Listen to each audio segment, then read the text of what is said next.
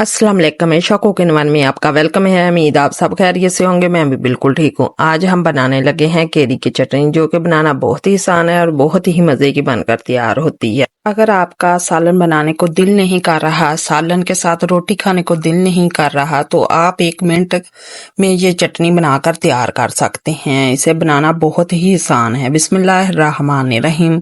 1 प्याली मैंने ली है पुदीने की, 4 सब्ज मिर्च ली है, 1 प्याली हमने धनिया की ली है और 2 हमने केरियों को काट लिया है। इन सब चीजों को हमने अच्छी तरह धो लिया है। ये केरी की चटनी बहुत ही मजे की बनकर तैयार होती है, बहुत ही हाजमेदार होती है। आप भी एक बार जरूर ट्राई करें। अगर आपको हमारी रेसिपी पसंद आई, लाइक करें, शेयर करें और कमेंट में हमें जरूर बताया करें। ये आजकल गर्मियां हैं, बाजार में बहुत ही केरी आई हुई है और बहुत ही सस्ती है। अब इसे तमाम चीजों को हम जग में शामिल करेंगे और इसकी हम चटनी पीस लेंगे। ये बहुत ही फायदेमंद होती है। आप इसे चावलों के साथ खा सकते हैं, चपाती के साथ इसे खा सकते हैं।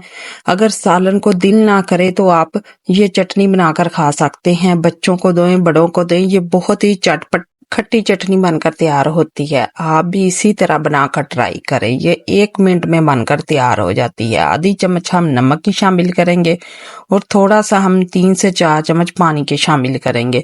इससे हमारी चटनी बहुत ही अच्छी पिस जाएगी। ये देखें माशाल्लाह, कलर देखें कितना प्यारा इसका आया और इतनी मजे की चटपटी हमारी चटनी बनकर तैयार हुई है और ये हाजमेदार होती है। आप भी इसी तरह बनाकर ट्राई करें।